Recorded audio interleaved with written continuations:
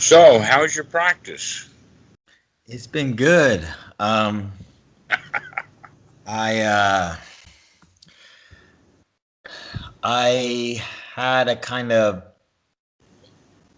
um, rough day a few days ago, and so I decided to meditate a lot, like 4 hours in the day.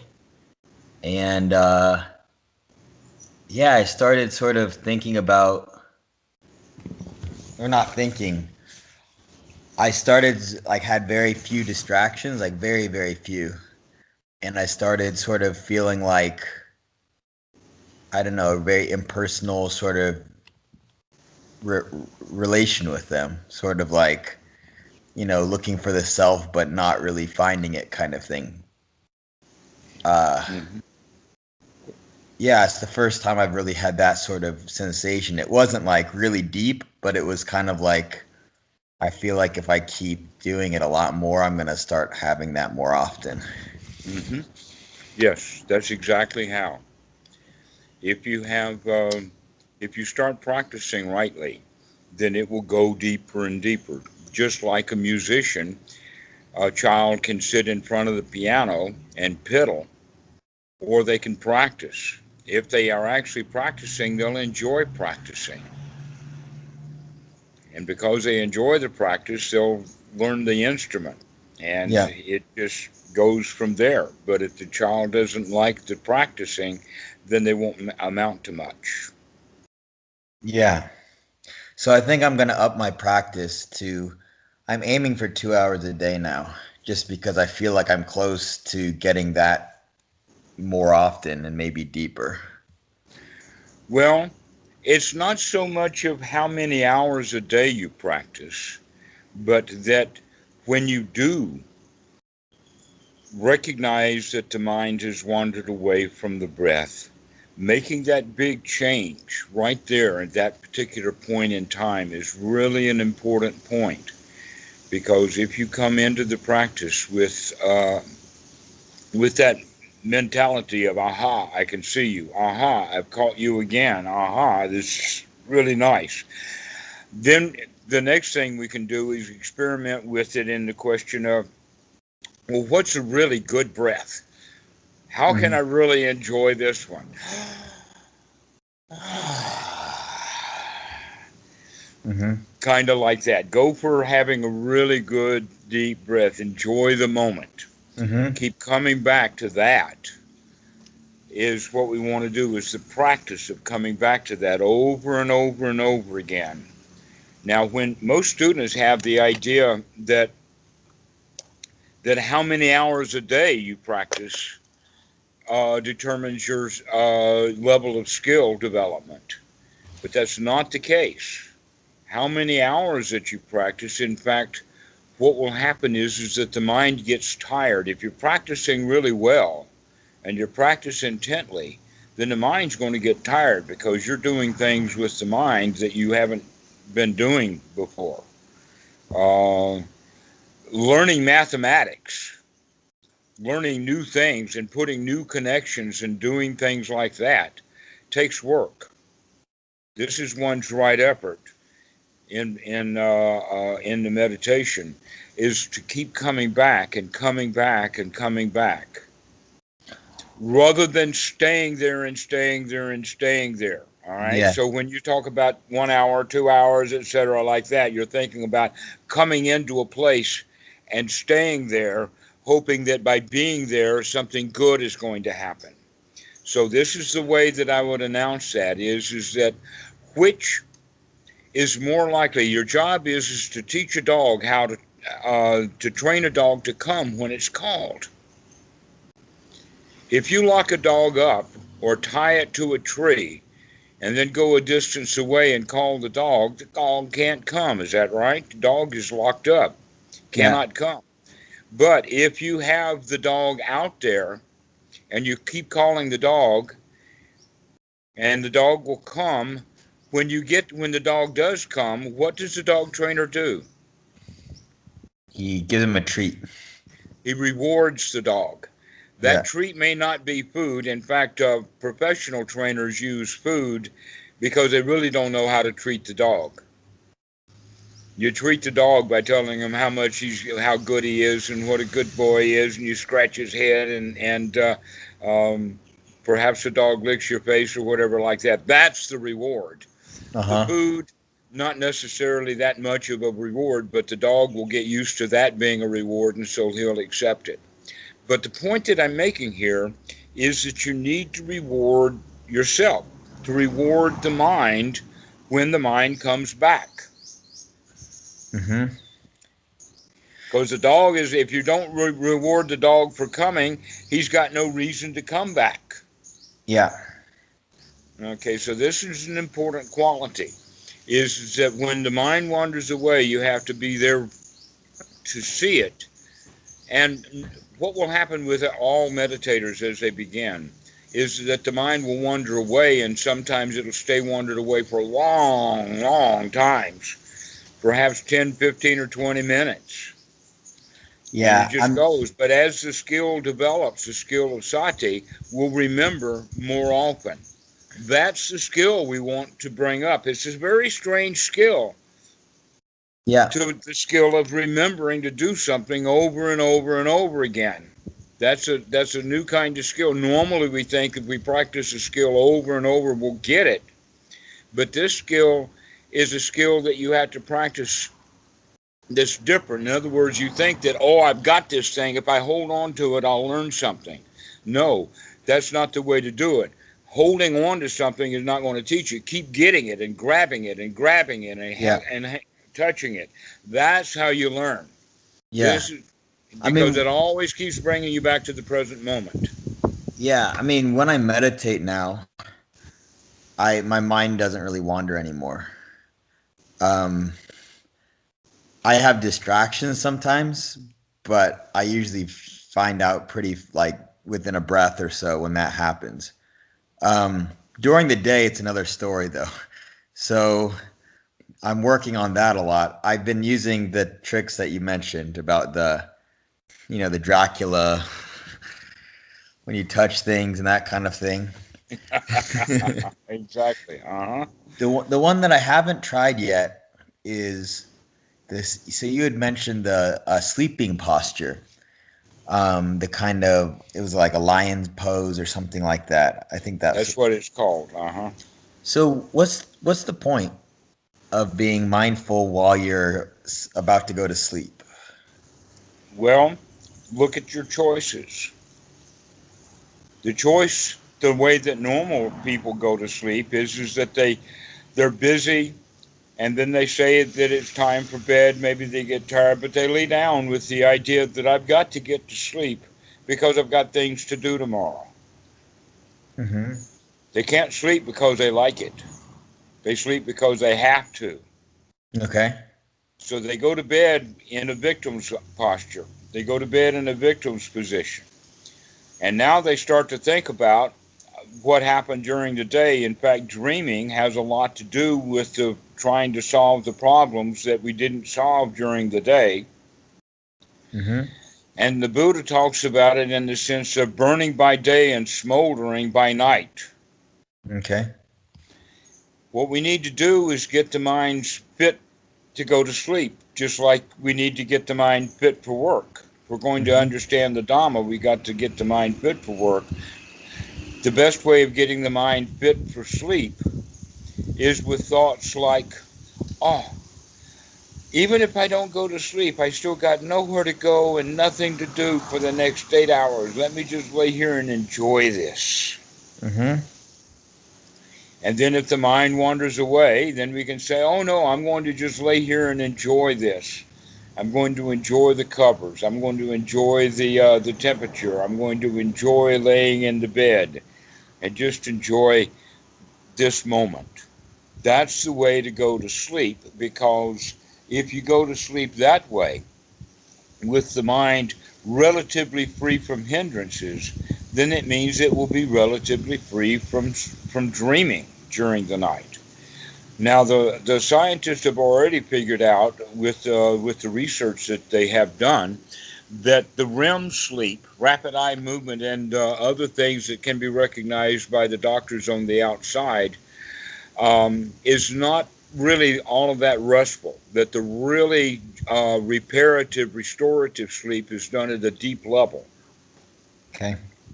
And so that's what we want to do is we want to move from the conscious state down to that deep level and not spend much time in dream states. Now, here's something that's very interesting is that if you are in a deep sleep and something big happened, a noise or what happens, then we will go into a dream sleep like state and dream and add that noise into the dream rather than waking up. Mm-hmm. And so in that regard, it becomes difficult to wake up. We're drowsy. The mind is not fit for work or fit for attention because it's tired, because it's spent a lot of time dreaming and doing problem solving. The better way of doing it is to go to sleep without dreams, get enough sleep as that goes, and then wake up and possibly not even need so much. In fact, many people, and I've heard this of even famous people, they only need 6 hours of sleep. What that means is that they are only dreaming about 2 hours and getting 4 hours of real sleep, to where most people are spending 6 hours in dream Mm-hmm. and only about 2 hours in deep sleep. So we need to get the body prepared so that you don't go to sleep while the mind is in hindrances. You go to sleep when the mind is clear. So anapanasati is really best done at night. Now I know that this goes against what they teach in the Goenka retreats, but the Goenka retreat is a particular situation where there's, because the students will say, oh, well, I've been sitting for a couple of days and my back hurts. I think I'll lay down instead of going to the meditation hall. I'm going to lay down to meditate because my back hurts. Well, now, that's Mm-hmm. not a bad idea, but what happens is the students don't meditate. They'll generally just fall asleep. But the Mm-hmm. good point is that it's a restorative sleep because they were actually meditating when they went to sleep. Mm-hmm. But the downside is that they weren't in the meditation hall and the Gestapo with their jackboots and their notepads are going to make a note that you weren't in the meditation hall, that you were in your room sleeping instead. And they don't like it so much. Mm-hmm. But um, there is a real reason to want to meditate every time that you lay down to go to sleep, in the sense of anapanasati. When I say meditation, I don't even like that word very much. It's a word that come out of the Christian religion and has been put on to Buddhism, almost to the point that the Christians don't anywhere do meditation anymore. And yet everybody in the West thinks that what meditation is not, by using the word meditation. So excuse me for using that word. I should be using words like mental development, because that's actually what we're doing, Mm-hmm. not cogitating and meditating. Meditating is like taking a Bible verse and cogitating and meditating on it, thinking Mm-hmm. about it, etc., like that. Well, we do some of that too, but we do it with a mind that's fit for work. Mm-hmm. All right. So basically, the making the mind fit for work is the real work that we're doing. Okay. This is one's right effort. One's right effort, which is part of the Eightfold Noble Path, noble right effort is to come out of wrong view and to come into right view. This Mm-hmm. is one's right effort. And to come out of wrong intention and come into right intention. This is one's right effort. All right. So that means that all of the struggles of life don't do the job that needs to be done. The job that needs to be done is like this. We need sati. These are the four things we need. We need sati. We need to be able to do a bit of an investigation. Then we have right attitude and right view. Mm-hmm. All right. So right effort, right mindfulness, right attitude, and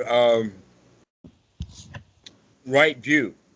These are the four things. Right view is also an investigative view rather than a conclusive view. And one's right view is, in this regard, Most students will say, "Oh, the monkey mind, the mind has wandered away," or in your case of whenever it does, because you can sit in meditation and the mind's not wandering away, but when you're not in sitting in meditation, it does. All right. Yeah. So we're still working with that wandering mind. Whenever the mind wanders away, Mm-hmm. the wrong intention is oh no, there it goes again, oh monkey mind, oh this is difficult, oh I'm not making progress, etc., like that, because that's the normal way we think. That's the victim's position, and we take on victim's position.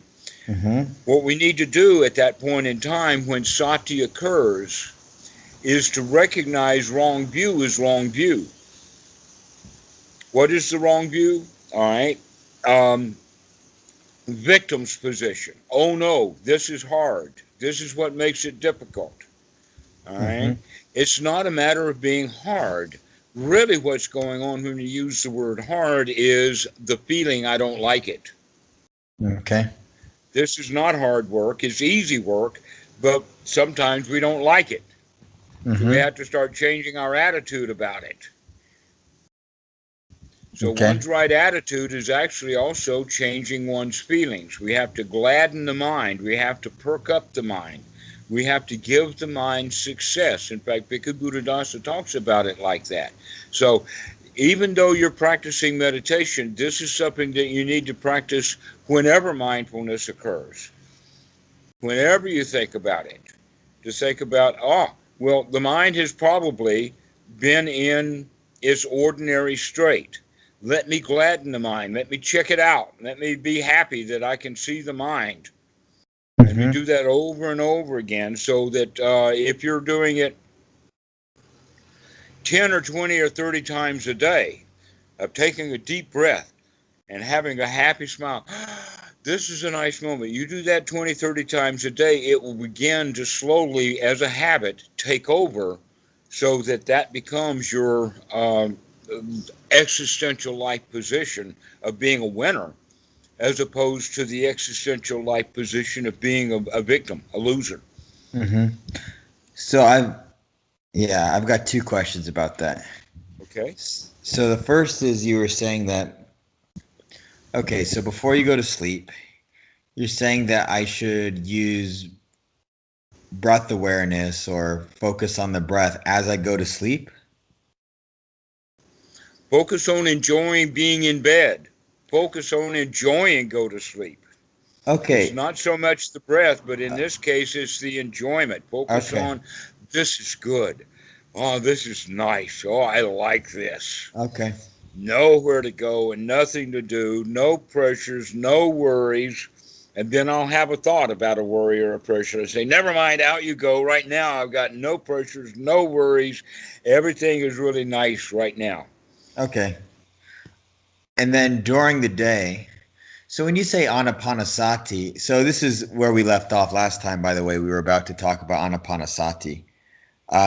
And I looked at one of your other videos about it last week. But so that's general. You don't mean by that just focusing on the breath. You mean just basic mindfulness is what you mean by that. Well, we got a problem with the word basic. Okay. All right. I would say I would use the word basic as where to start for beginning students or people who don't have a lot of experience. Okay. But what you're talking about, basic, is bare, actual mindfulness stripped of some list of objects. So Okay. that as that mindfulness, you can now apply it to any one of Gotcha. those list of objects. Okay, I got you. this is what we're talking about because anapanasati is not one object, Yeah, a breath. I That got it. anapanasati is in fact the way that we teach and learn the Dhamma. That Mm-hmm. you cannot, in fact, practice anapanasati even in the beginning without bringing path factors of the Noble Eightfold Path into play. Right sati Mm-hmm. is a factor of the path. That's the first thing that happens. We recognize it. The next one is to change it from wrong view to right view. This is one's right effort. This is one's right attitude, is to recognize, oh, the mind had wandered away. That means we can see that it's in wrong view. It's in the past or the future or whatever the hindrances are, or dealing with the world.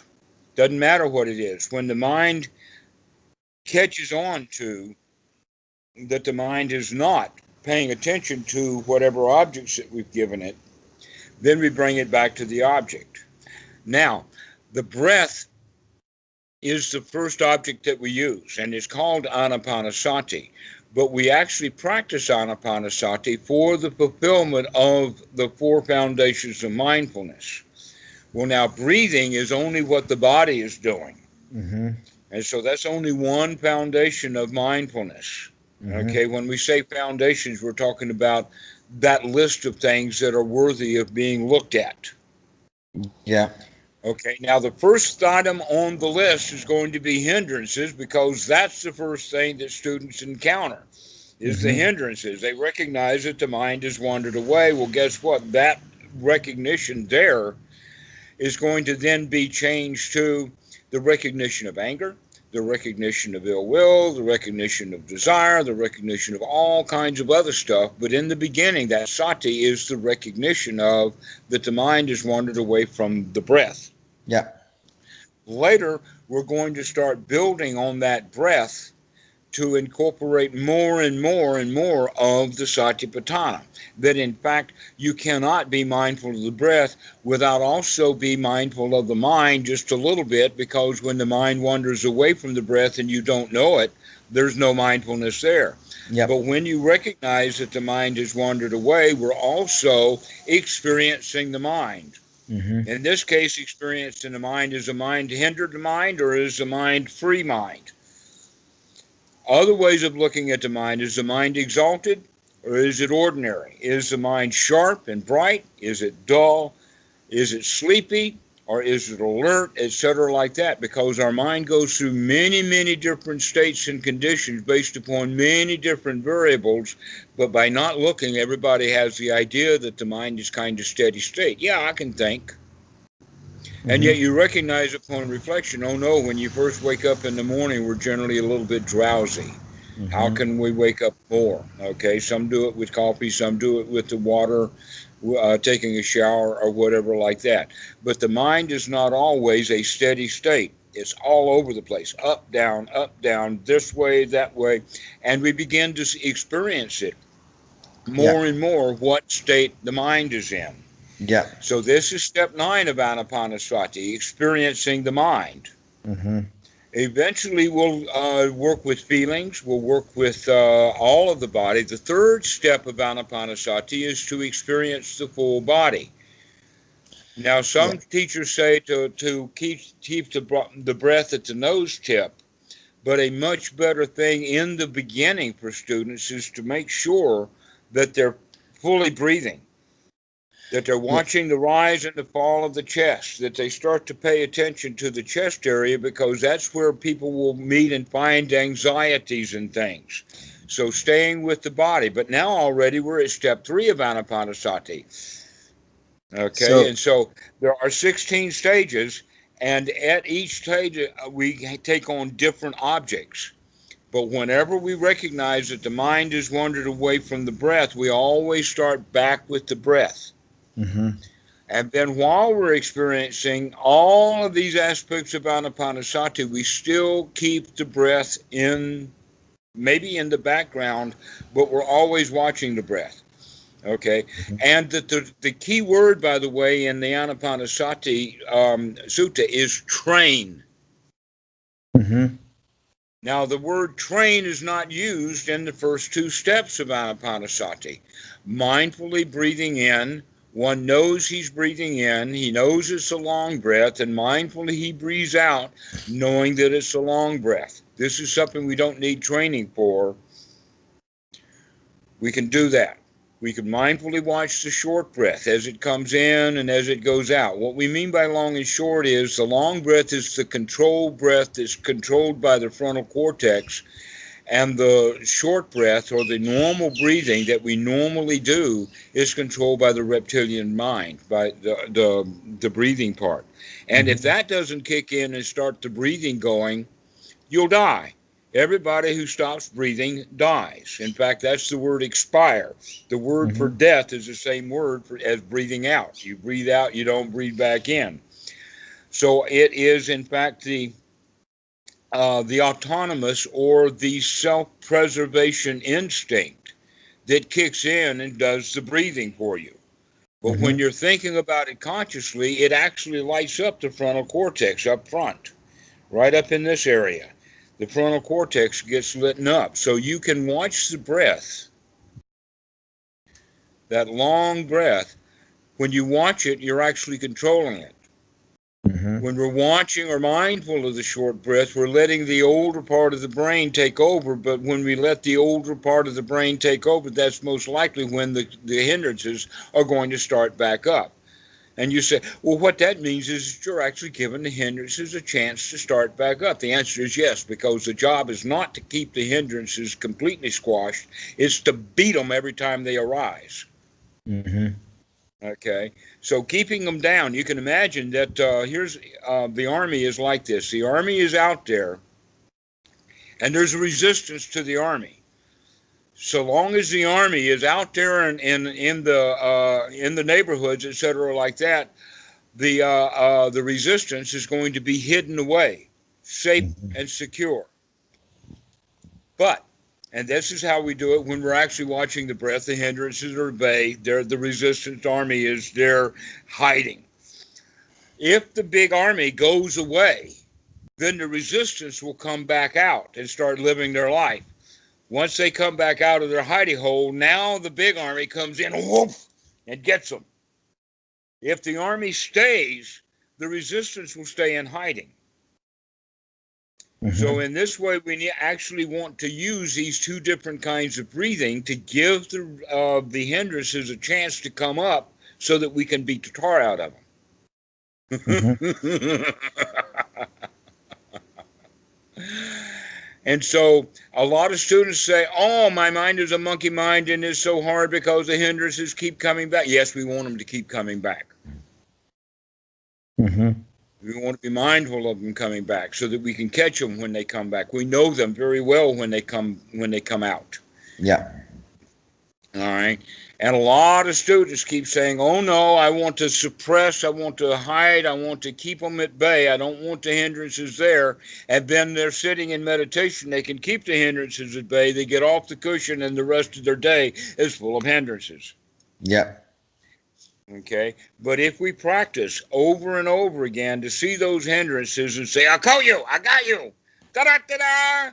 Okay, what's the bugle charge? Da da da da da da da da da da da da da da da da da. You know the charge. We're not going to play taps. We're not going to play retreat. We're going to play charge. Okay, and it's going to be a winner's charge. This is the way that we look at it. It's a complete change of attitude, but we have to change that attitude over and over and over again from the ordinary mind to the mind of a lion, to the mind of a winner. Okay, over and over and over again. Aha, I caught you. Aha, I caught you. And so you keep coming back over and over and over again. This is the way to practice, because that's the only way to practice. You see, the deep jhana states that the students can manage while they're sitting in meditation, they can't do that while they're living their lives. And so, especially in Burma, the monks there will think, oh, well, I should be meditating all the time. And in fact, there'll be meditation halls that's got monks sitting there all the time, all the time, all the time. But that's not the right way to live. No one lives their life that way, or very few do. Okay, so we want to be able to practice something while we're in seclusion so that we can bring it to our whole life. And what we want to practice while we're in seclusion is how to see and the mind as it is and bring it to a state of joy. Over and over and over and over again. We do that both on the cushion and eventually off the cushion. This is the practice. Okay, I have and a they question. and yes. So, so off the cushion. So if you realize that your mind's wandering, so you just then come back to the breath for how long? Like a minute or and then The first thing is when you recognize the mind has wandered away, or in when you're out in the world and you recognize, ta-da, this is the right moment. We can say, aha, now is the right time to have a moment of joy, mm-hmm. to throw the stuff out of the mind. Okay, you can do it like this. You can actually count the breaths so that you're going to do 3, 5, 7, 9, depending upon what your number is that you choose for yourself. But you want to spend that amount of time concentrating on just the joy of the moment. Like for right now, in this particular moment, I can feel the breeze that's coming from that direction there. And it feels really, really nice. All right, Okay. just to be here in the moment, to be here now.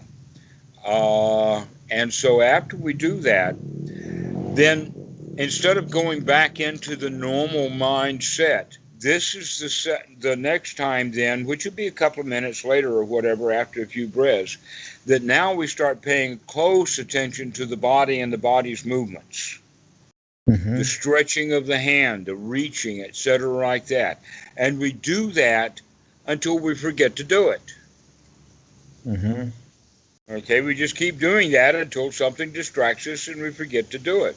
Later on, we will remember and go through that process again.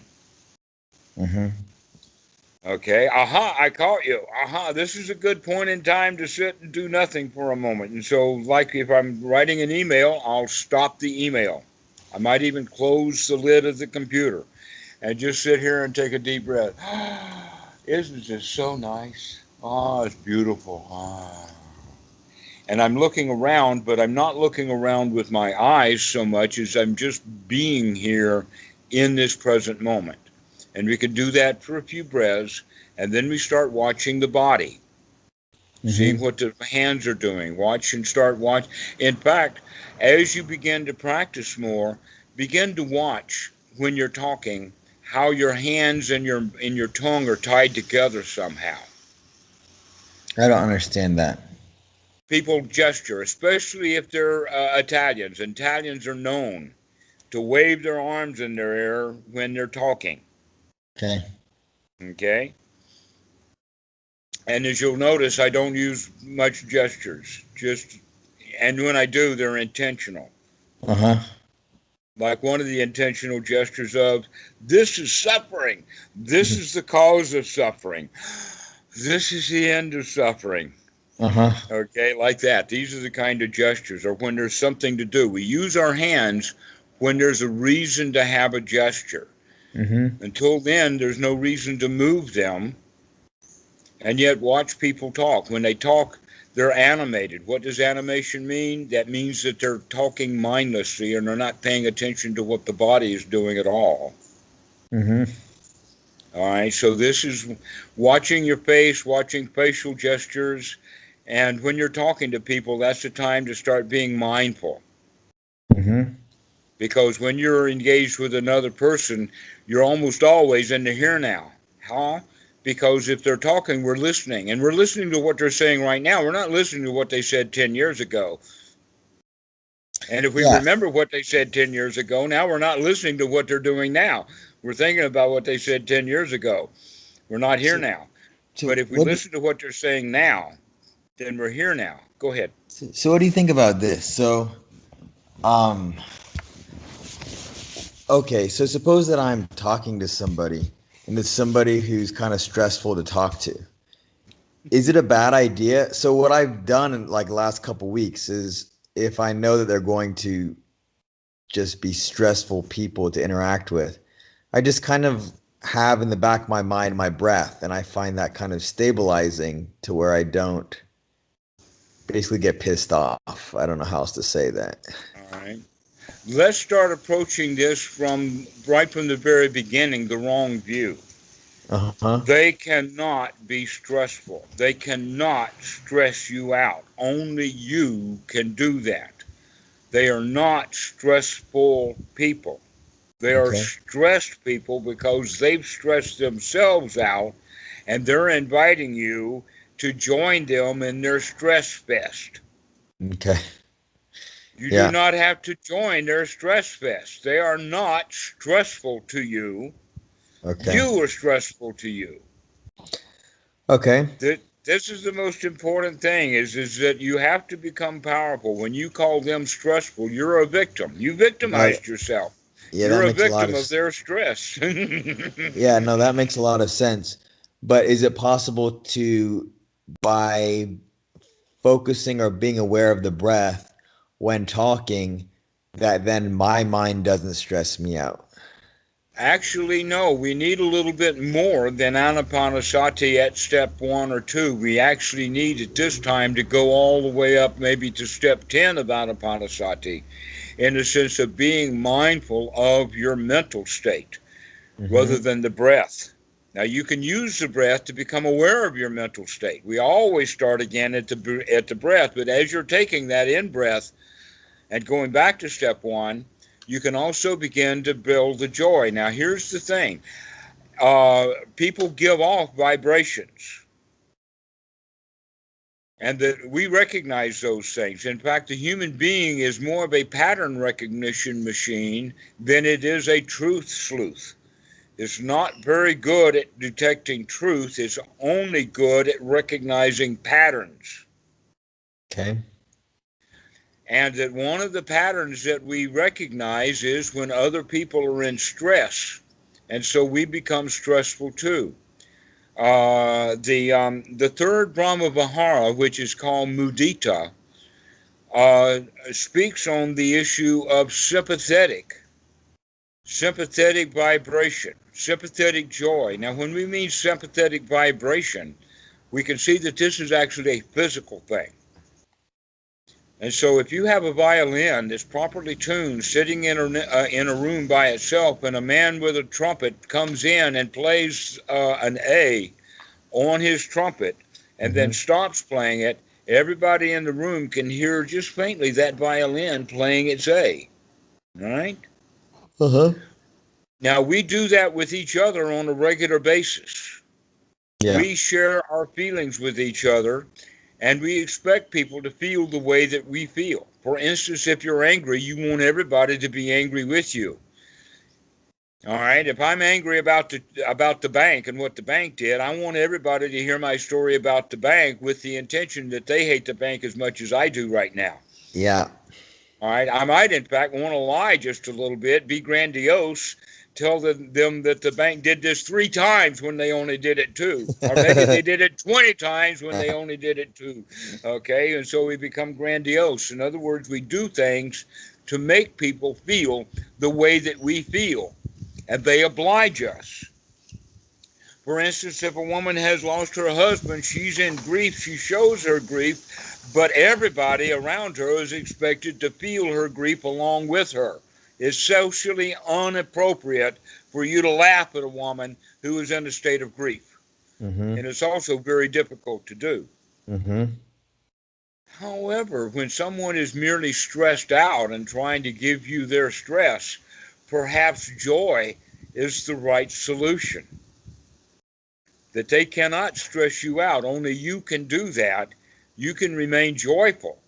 And by Mm-hmm. being joyful, you can spread your joy, and pretty soon your joy and their stress meet together to make standing waves and troughs and all kinds of things. If you know anything about sound or wave science, Mm-hmm. you can recognize that these waves start to interfere so that your joy will start to rub off on them. But your normal way of doing it is letting their stress rub off on you. So Mm-hmm. when someone is stressed out and stressful, and it's time to talk with them, that does not mean that it's time for you to be in stress, or for you to say it's hard to talk with them because they're so stressful. No, they're not stressful. They're just stressed out. Mm-hmm. They're not So stressful. You were so stressful because you stress yourself out when they're around. So there's okay, so of all the types of the kind of objects of mindfulness, what or manifestations, I guess I should say, of mindfulness. One is the body, right? So it seems like when you realize that you're not being mindful, it seems like the body is kind of the easiest one to kind of pull yourself back, and then you can kind of scale up the higher Yes, ones. Is that right? exactly right. Exactly right. We always use the foundation. Think of it as anapanasati is climbing a ladder, and mindfulness of the in breath and mindfulness of the out breath, the long in breath and the long out breath is only the first rung of that ladder. Mm-hmm. And yet, every time you fall off of a ladder, when you get back on the ladder, where do you how do you get back on that ladder? You would come back around to the ladder and you get on step one again. Yeah.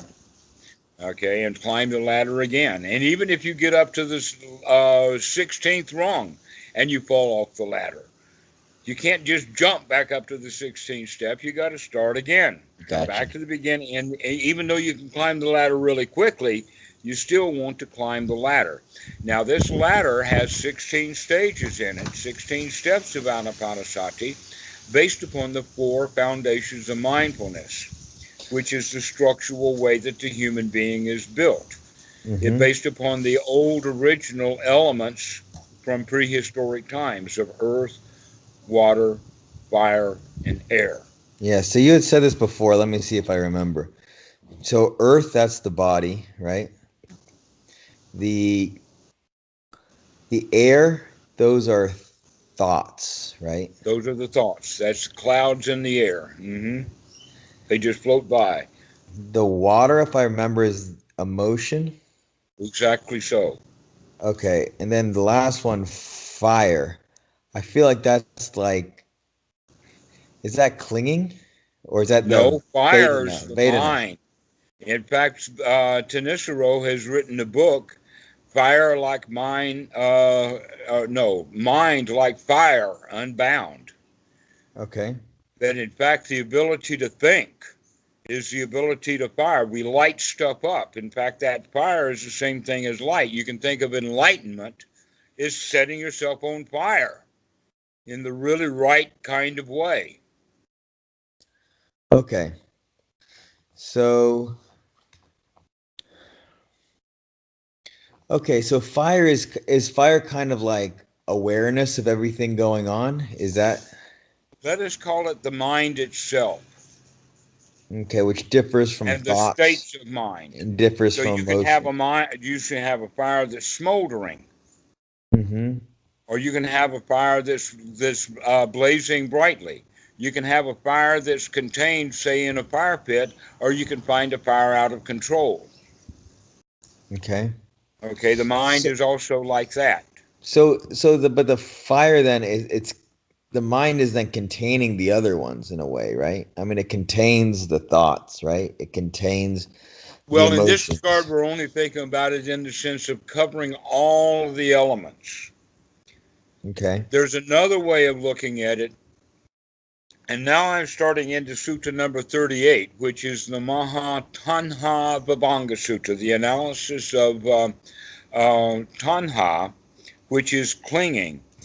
Now, in this sutta, in the beginning of the sutta, Sati, son of a fisherman, has a pernicious wrong view that consciousness is that which runs in circles from life to life, experiencing the good and bad results of past actions. Mm-hmm. In other words, he's giving a very, very Hindu idea that rebirth exists and people are reborn as consciousness. Mm-hmm. But the Buddha chastises Sati, son of a fisherman, and even mentions to the monks that this Sati has not even a shred of wisdom. He has no clue at all.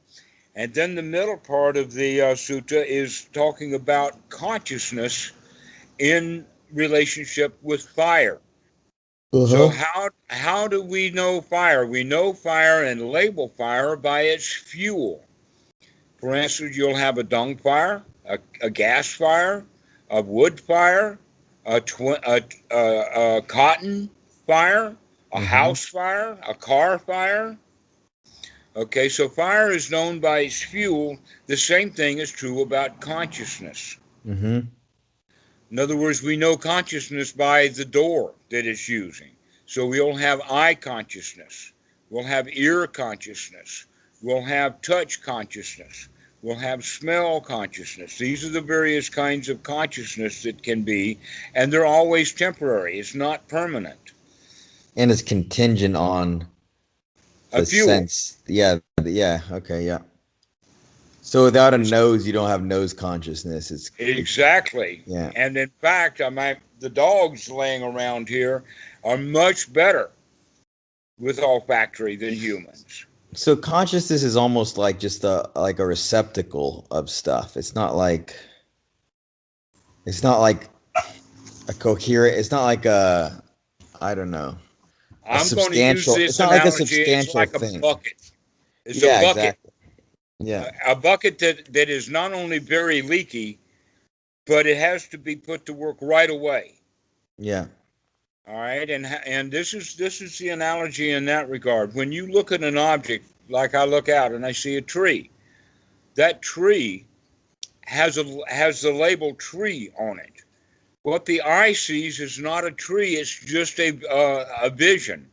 The Mm-hmm. word tree only comes into it with perception. In other words, I have to add something to it. I have to add language and vocabulary and other stuff that's already stored in the mind Mm-hmm. so that I can process it. And that processing is called perception. The Mm-hmm. perception means that we're going to take that object, that tree on the outside, and we're going to bring it in on the inside, and we're going to give it a name. That's in the Pali is called the nama rupa. So we go from consciousness to nama rupa. So the consciousness itself, in this regard, is a very temporary thing, just merely seeing the tree, and to now all the rest of it happens on the inside. In fact, Mm-hmm. we even generate a kind of a picture of a tree or treeness, and we have an idea of what treeness is all about. Mm-hmm. Okay, so um, the Buddha in one of the sutras, I think it's in 146, when he talks about a tree, in the sense that the tree outside there is a real tree with real limbs and real leaves, real bark, etc., like that. Mm-hmm. But the tree also has a shadow when the Mm-hmm. tree when the daylight is out. And that one thing that we know about the shadow of a tree is that it's not as good as the real tree. Mm-hmm. It's not as good as the real tree in many ways. And the most important is that it's fleeting. That the tree will sit or stand where it is. It might shake in the wind or whatever, but the shadow of the tree is going to be moving across the yard with the sun. So Mm-hmm. the shadow is very temporary. Now imagine that what happens with the human being is the eye sees a tree and then creates a tree on the inside of the mind that's very much like a shadow.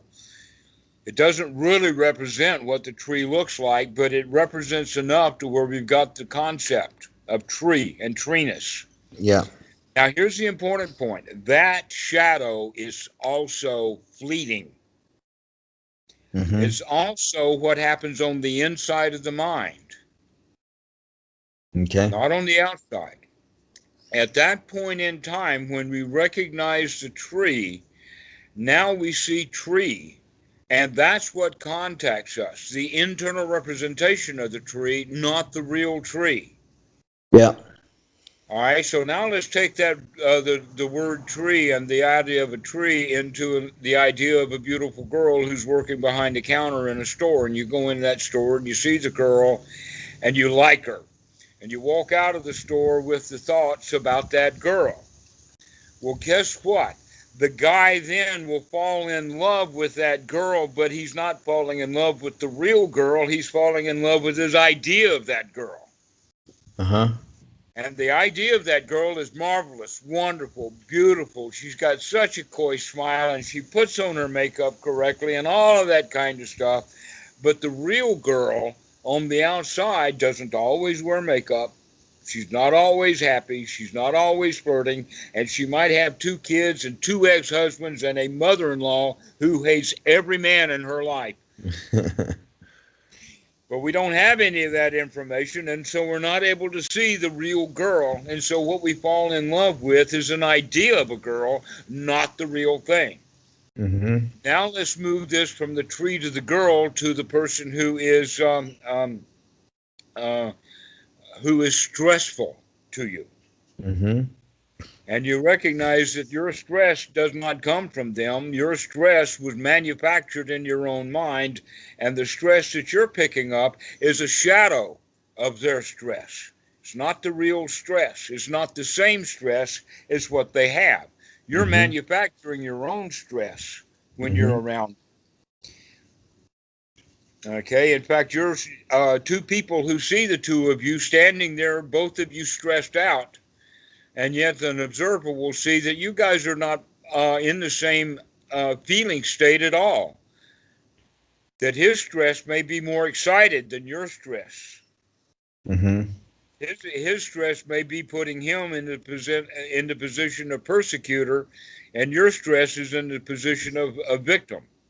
So it's Mm-hmm. not the same stress. The stress that he brought to you, you did not buy. You bought your own variety of stress. Mm-hmm. And this is an important point, because at that time, when you realize that he is stressed out and stressful, that realization, it happens on the inside of the mind, and this is what is called the real contact, or the real pasha. So in fact, there's kind of 2 consciousnesses. One's the consciousness that's very fleeting, like I see the tree.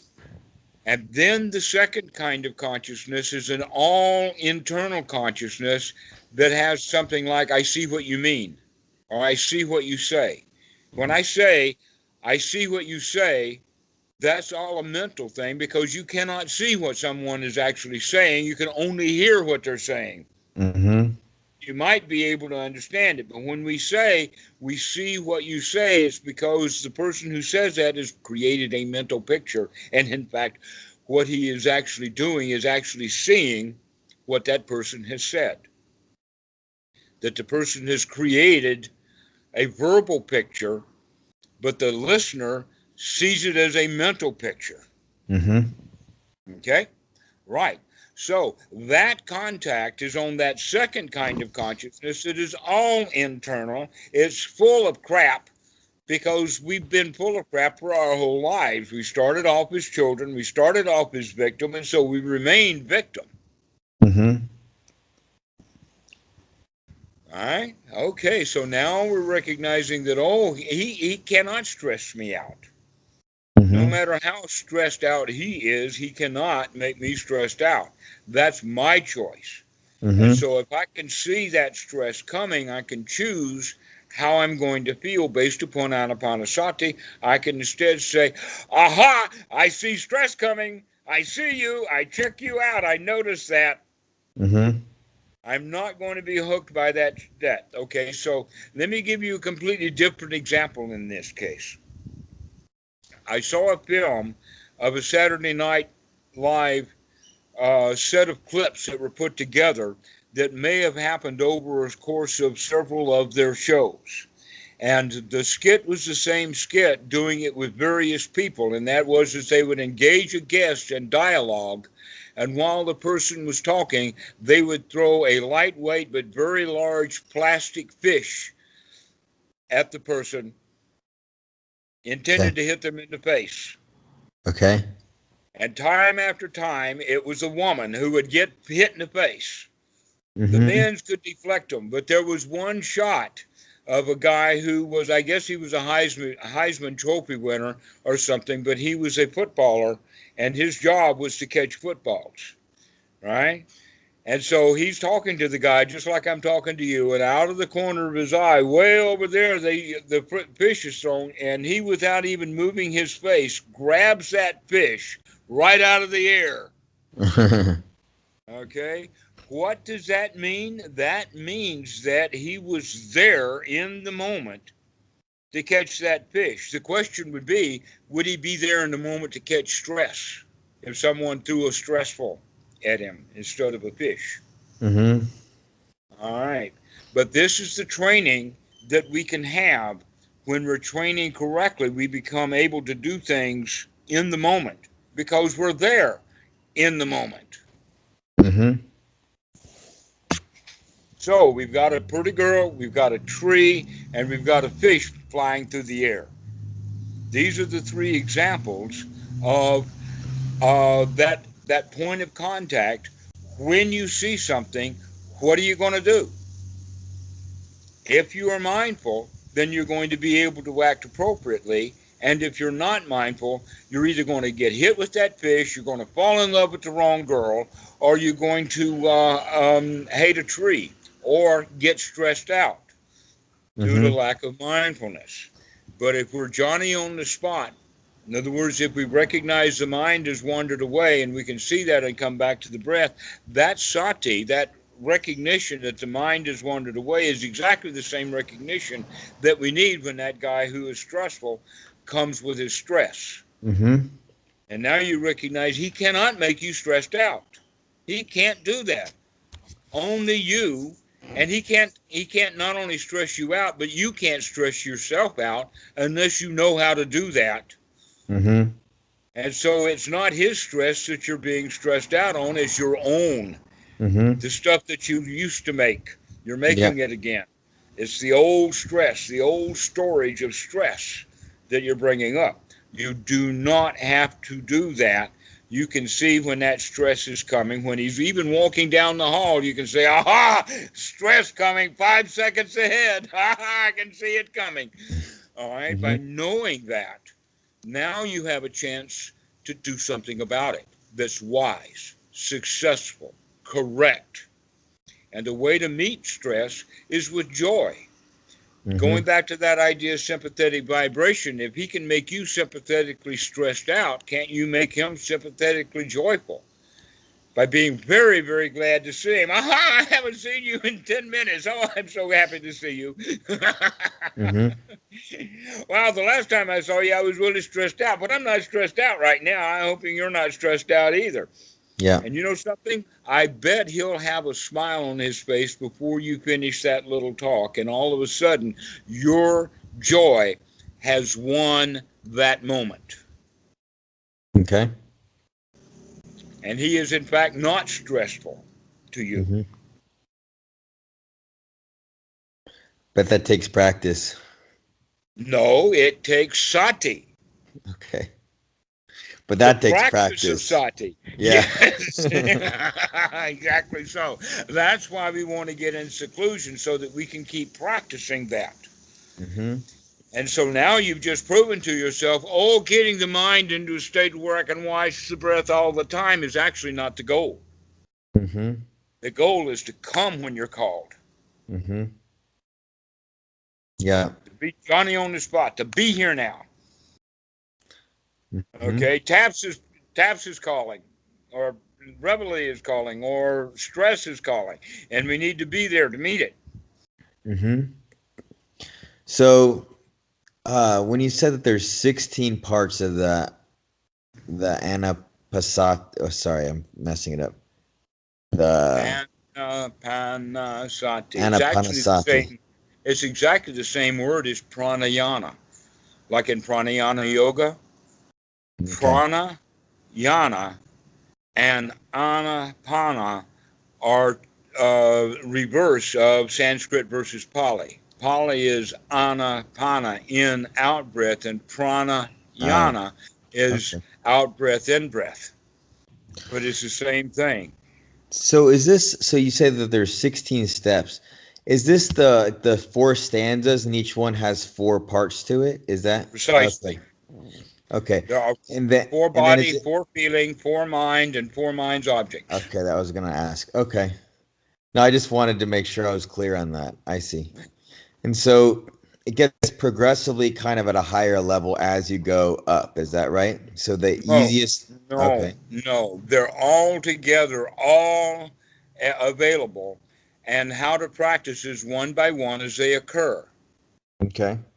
But you One by said one as they but occur. didn't you say to start at the at the first rung of the ladder is the body?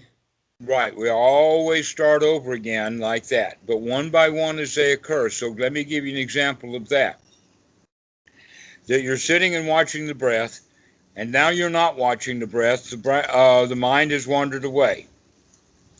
Sati comes, which means now we recognize that the mind has wandered away. So Mm-hmm. now we're actually doing step 9 of Anapanasati. So in fact, if there's any place to start, is to start with step 9 to remember to watch the breath, as opposed to just watching the breath. That comes after the thought of I'm going to watch the breath. Mm-hmm. Okay, so we start with the mind anyway. We can't start with the breath. We have to start with the mind with the intention of watching the breath. Mm-hmm. And when we recognize that the mind has wandered away from the breath, that recognition is also step 9 of recognizing the mind. A Mm-hmm. mind that's concentrated and on phase, or a mind that's not concentrated and off in the pasture or in the Mm-hmm. wilderness. Okay, Mm-hmm. so that's number 1. The next thing that we want to do is to recognize the hindrances as hindrances, which means they're mental objects and they're Mm-hmm. temporary. So the first thing to see is, in fact, these things are like clouds. They come and go. They float through the mind. Yeah, that's become increasingly clear to me during the day. Yeah. Yes, they just float through, and um, they're temporary. So we begin to recognize this is all temporary. Everything is temporary. The mind is temporary. The thoughts are temporary. They come and go like that. By recognizing that, that's the first step of mind objects. Mm-hmm. Later, when we get the mind fit for work, we're going to have intentional objects. In the beginning, the objects of the mind are unintentional. The second thing that happens is that they're intentional, but they're directed for the practice itself. And then once the practice is successful, then now the mind is fit for work. We're really going to put it to work. And what are Mm-hmm. we going to put it work for? We're going to put it to work for doing the Eightfold Noble Path, the Four Noble Truths, the 7 factors of enlightenment, and this Mm-hmm. is what we're going to concentrate on. Now, I Mm-hmm. know that the Four Noble Truths is introductory Buddhism. Every kid who has anything to do with Buddhism, they find out about the Four Noble Truths. They take the precepts and they take the Triple Gem. This is basic Buddhism. Mm-hmm. But with the Buddha's Dhamma, that's not the case. That in fact, the Four Noble Truths is like your PhD thesis. Okay. It's not a beginner's thing. It's something that is the entire process. Your entire degree is learning how to do things necessary to get that thesis done. Okay, so this is the way of looking at it.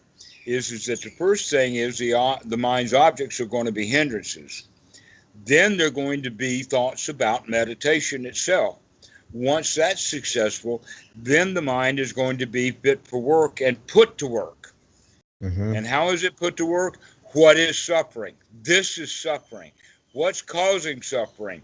How does the mind work? And this is the details of what we'll be doing soon.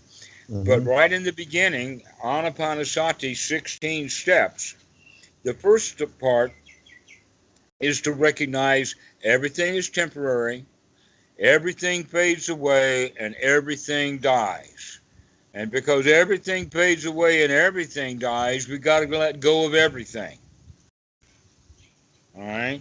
That last one is relinquishment or atamayata, and it winds up being the big deal as far as Bhikkhu Buddhadasa is concerned. That 16th step of Anapanasati is a doozy. Okay. And the top Pali word is atam mayata. Now you know the word maya or mara. In a Mm-hmm. magical sense, it's double. In a Mm-hmm. more practical sense, it's world. But in reality of the deep Dhamma, it's how the mind works. Okay. All right. Especially an untrained mind. All right. So Mara is the world, and so the human mind is untrained is all about the world. And so Mara has three daughters. What are the three daughters? Loba, Moha, Dosa. So in fact, you can see that Mara is the Buddha's alliteration or personification way of looking at Mara as the second noble truth. Okay. Okay? And when we let go of Mara, then we're no longer suffering. What's the cause of suffering? Mara. By not having anything to do with Mara, we get out of suffering. That's why Mara is, or atamayata, or relinquishment is step 16 of Anapanasati. Mm-hmm. So we have 4 of body, 4 of feeling, 4 of mind, and 4 of mind objects, but they are not practiced together in the sense of all 4 or even 1, 2, 3, 4. And after 10 years of practicing through step 4, now we're going to start practicing step 5. Oh no. It works like this. By gladdening the mind, doing step 10, right after we do step 9, when we go back to the breath, we're already starting to mollify the feelings, changing the feelings. Why? Because the ordinary mind, when the mind wanders away from the breath, the idea is, oh no, this is terrible. Oh, hinders is back. Oh, ooga, dive, terrible things, suffering. Oh, I'm a victim of my own mind, And they use words like monkey mind, etc.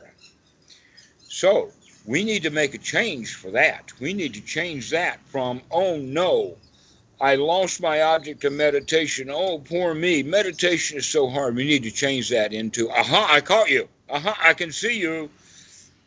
Mm-hmm. Ah, dukkha, 3 seconds ahead. Okay, so we start to watch and see how things are going, and we have to make that change of attitude from a negative attitude to a positive attitude. All right, so that's step 10 of Anapanasati. That's actually going to change the way you're feeling, because if you're feeling rotten because you're thinking rotten thoughts about being a rotten meditator, then you're going to feel rotten. But if you feel like a champion, aha, I can catch you, that's also going to affect the feelings. And I'm going to start being satisfied, joyful with my feelings because I'm successful with the meditation. All mental. Everything mental. So now we're actually working on, even before we've taken that first breath, we have seen the mind, we've gladdened the mind, we've chased out the hindrances, and we're feeling good, and now we're back to the breath, taking that deep breath. Or you can do them all at the same time. So while you're taking that deep breath, all those other things are happening. All 4 of the Satipatthana is happening with that one breath. That's the way to practice, is all at, but it's not at the same time, because when I use the word at the same time, the question is, am I talking about nanoseconds, microseconds, milliseconds, seconds, or minutes? Yeah. Okay? Because all at the same time can be on the same day. Especially if we're thinking about things that happened way deep in the past. An example of that was that that Wellington won Waterloo, and at the same time, the stock market in London crashed. That didn't happen. It wasn't at the same time. What happened was that Rothschild had spies watching the battle. And as soon as the spies recognized that Waterloo was going to be won by Wellington, he hot-footed it, or got the word back to Rothschild so that Rothschild could start selling. Yeah. And that's how they took over the market in London. The Rothschilds took over the market in London because they had spies watching the Battle of Waterloo. And a lot of people don't know that. Yeah, I didn't. But there's a connection, one after the other. So, in fact, the stock market didn't crash until 3 or 4 days after the Battle of Waterloo. But it still all happened at the same time, if you think about it all at the same time. So I want to be careful when I use all at the same time. I'm not talking about it at the nanosecond level. Yeah. talking about it in the process of one breath. Mm-hmm. If I'm using all at the same time, that can be the time that it takes to take a breath, which would be 3, 10, 15, 20 seconds, depending upon how slow you're breathing. Yeah. All right, so this is an important quality for these 16 stages, is that they need to be taught like this, as if it were a Chinese puzzle, so that you can recognize these various parts of it yourself. Mm-hmm. The easiest part is to recognize the breath. But now you're beginning to see, oh no, I'm beginning to see my mind also, because I can see the difference between am I watching the breath or not. So this is how we open that door. Mm-hmm. But once the door is open, we can begin to see, is the mind sharp? Mm-hmm. Is it focused? Is it dull? We can also begin to see what's on the inside and what's on the outside, that we need to be in seclusion so that we can get an idea of what's on the inside and what's on the outside. This is why it's good to take a 10-day meditation retreat, is to get away from the world so that we can only deal with what we originally thought was on the outside. But the more we inspect, we recognize, oh, that was in there, but it don't belong in here. This is not me. Out it goes. Oh, there's Uncle Billy. Out Uncle Billy goes. It's not. Oh, there goes U.S. government. That does not belong in here. Mm-hmm. Okay, and so soon over time, we get the understanding that who I am is less and less of what I thought I was. Mm-hmm. Because now I'm able to see the distinction between what's on the inside and what's on the outside. And I recognize now that everything that I thought I was not me, that's all outside, and the only thing left is the happy laughter of a lion. And so we start throwing things out, throwing things out, throwing things out. What are we throwing out? We're throwing out all the causes of suffering. That's what we're throwing out, because that's not me. Mm-hmm. Not me. All right, so this is also a way of practicing, because we're also recognizing what is the mind, because what I thought was the mind was in fact not mine at all. Mm-hmm. It was something that I learned from the outside. Somebody else gave me their suffering, and at one time I took it. Now Mm-hmm. I'm rejecting that stuff. No, you can keep your suffering. Thank you very much. I'm going to be happy instead. Yeah. So all of this has to do with sati, recognizing wrong view and right view, or investigating to see what's going on, coupled with the right effort and right intention. Mm-hmm. Those four are the major parts of the Eightfold Noble Path while we're practicing meditation. Why? Because some of the other things like right action, right language, right speech, and right livelihood are not happening while we're in the meditation hall. That happens on the outside world. Mm-hmm. And that we practice those 7 things for the last one. What is the point of the Eightfold Noble Path?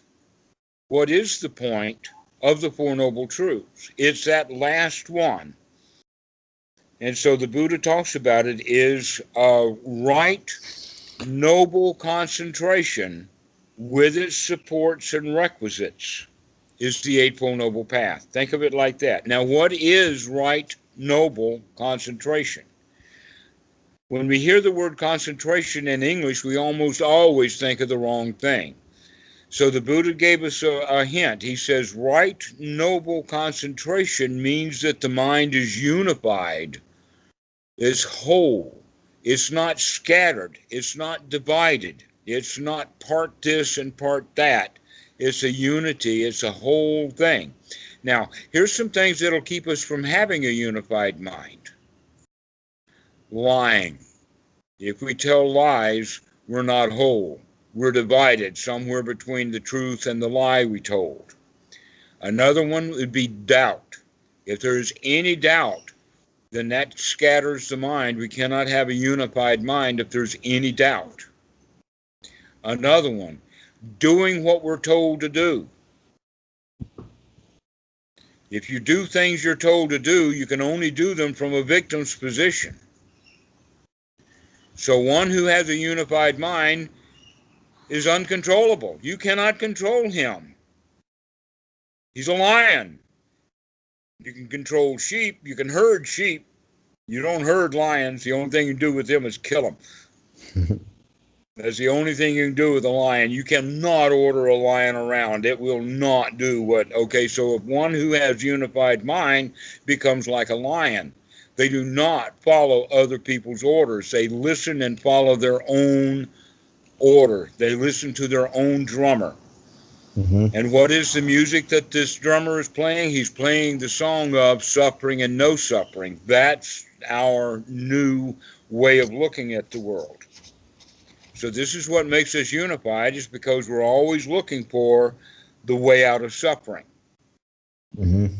Sometimes it looks like that the easiest way out of suffering is to do what somebody tells us to do. Mm-hmm. All right, but one who has a unified mind is not doing it because he's told to do it. He's doing it because he sees it's the wise thing to do. Mm-hmm. The guy who's doing what he's told to do resents it. He does not like it. He's a victim. I should just say I have to go to sleep pretty soon. I've got to wake up in a few hours. All Not right, to we'll cut go you to. off, just so if there's a stopping point that's easy in the next like There's 10 no minutes. stopping point for the Dhamma. No stopping point. It just rolls on. All right. So if you're going to go to bed soon, then we've talked together about this, I think, about being happy, being satisfied, enjoy. There's no place to go and nothing to do. Just lay here and enjoy it. And if the mind wanders away, never mind, come back to just the joy of, oh, there's no place to go, nothing to do. I'm going to lay here and enjoy myself. And if you go to sleep that way, you won't smolder so much, not so Yeah. much dreaming. And try to do it in that pose. Yes, the Okay. lion's pose is laying on the side. Now, most of the time, dogs will lay on their side too, but it would not be wise to call it the dog's pose. We call it the lion's pose because the lion lays on his side. He doesn't. In other words, the Sphinx. You Yeah. know the Sphinx, not Yeah. the lion's pose. This is not the lion's pose. This is the lion's pose, laying on one side. So if you do that and you go to sleep in that pose, is the idea that when you wake up you'll still be in the same pose, or is No, the way of looking at it, that if you wake up just enough to realize that you're not in that pose, then you go back into it. so? But This when is you a way wake, to start mindfulness even while you're sleeping. that's what I'm trying to figure out. Okay, so ideally, eventually, one should in the morning be in the same position. Is that right? No, now you're making a rule, and you're bound to suffer. No, what we're actually looking for is body awareness. Mm-hmm. Not can you maintain a particular pose. That's a very Western way of looking at it. We're not looking for can you maintain a pose all night? And I'm going to test you for it. We're going to set up a video camera, and if you move, boy, you're going to lose 5 points. Mm-hmm. Okay? That's not the way we're looking at it. We're looking for body awareness to make the body a living thing Mm-hmm. rather than something to live in. Mm-hmm. Okay, Okay. so the mindfulness would be to be able to check your posture. In other words, when you're sitting, you sit down. There's two ways of sitting down, and there's two ways of laying down in a bed: mindfully or mindlessly. 99.999% of the people will sit down in a chair or lay down in bed mindlessly, not giving a thought to their posture. Mm-hmm. You're going to now, when you lay in bed, regardless of what posture you're in, you're going to start watching at it. Why? Because we've got a standard.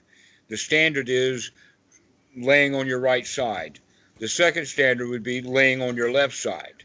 Laying on your tummy, no, we're going to move our posture. Laying on our back, no, we're going to move the posture. Wait, are you saying it doesn't matter left or right side? Is that what you're saying? Doesn't matter. Okay. What really matters, if anything, is that if you're laying on your back, then you have all of gravity fighting against your breathing. Mm-hmm. If you are laying on your stomach, you have not only all of the gravity you're fighting, but you're also fighting the extra weight of your body. Mm-hmm. But if you're sleeping on your side, then you have no obstruction, not from the body or from the and that if you've ever slept on hard surfaces, sleeping on your back on hard surfaces like the ground or a concrete slab will often give lower back pain. Mm-hmm. Sleeping on your stomach generally makes breathing hard and difficult. Mm-hmm. But sleeping on one side, so this is an ancient thing. Humans have been doing this for a long time. Mm-hmm. Sleeping on our side is almost necessary in some conditions. Well, with an easy bed, you can sleep on your back, you can sleep on your stomach, and so we don't even pay attention to the postures of the body. Yep. But in a retreat, you need to, because they don't give you a nice, comfortable bed to sleep in. Mm-hmm. So you sleep on a hard surface, and by that, we need to pay more attention to the body. So you can actually lay in bed, but I would recommend that you start sleeping not every time and not as a habit, but occasionally just sleeping on the floor. Yeah.